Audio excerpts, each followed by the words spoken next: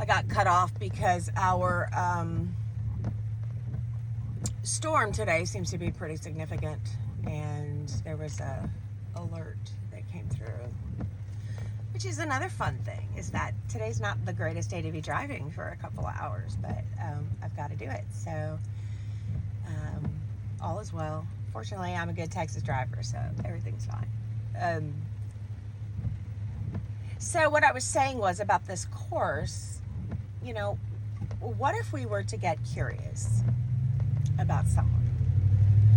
And I'm not condoning agreeing with someone or their belief system, especially if it's something justice oriented or that might hurt a marginalized community. But that still doesn't mean we can't be curious and ask somebody why. Why do you believe that? Where did you learn that? Why is that important to you? Tell me your story. And there's definitely going to be a lot of work that's going to go into being able to shift your mindset into a place of curiosity. And it's going to take humility. And it's going to trust, like I'm trying to convey right now, that we don't know everything. We do not know everything. We are not, quote, right or wrong, because our opinions are not something we can prove in a court of law. Our opinions have been molded and crafted over our entire lives based on how we were raised, who raised us, who didn't raise us, what kind of circumstances we found ourselves being raised in, the belief systems around all the people we were raised around, and also the socialization in whatever, space. I have lots of listeners that are not in the U.S., even though I'm in the U.S., and I don't know a lot of those belief systems. I would love to hear from folks, what it is that you were raised to believe in your part of the world that you struggle with.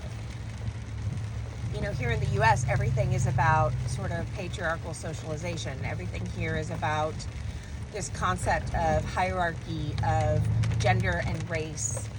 And again, it's all this self and other. It's both implicit and explicit othering of anybody that can be othered, so that there is this hierarchy of power. And that permeates everything that happens in the U.S., whether people are truly aware of that or not.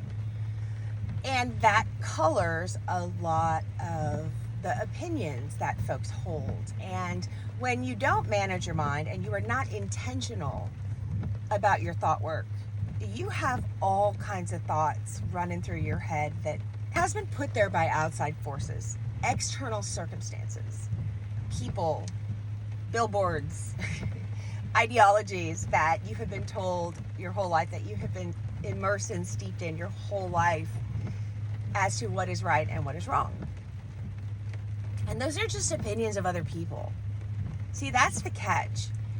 If you are doubling down and you are willing to die in a ditch over your opinion about something, and I'm not saying it shouldn't be a ditch to die in.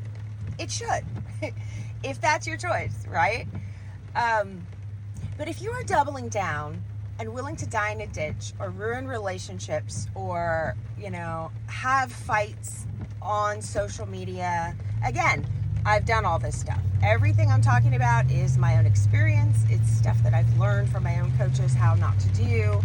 I can be a real hothead, and I did it recently. I popped off to somebody who was talking a bunch of nonsense, and it was about research that I had personally conducted, and they were expressing opinion that was entirely false in a way that could be proven in a court of law.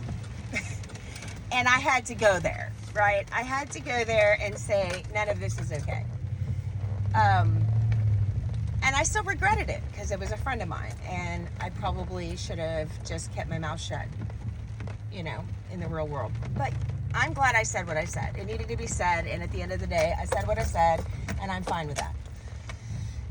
The point of that, though, is I made that decision intentionally, and I made that decision from a place of education and knowledge. And I got where I needed to go safely, so now I'm parking. And I was okay. I intentionally chose to pop off and tell that person what I thought needed to be said, because I felt that what they were sharing, if they were sharing it with me, a friend,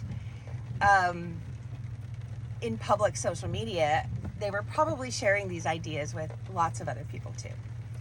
And that's not okay, because it was something that could be proven in a court of law that was wrong. But my opinion about it was not right or wrong.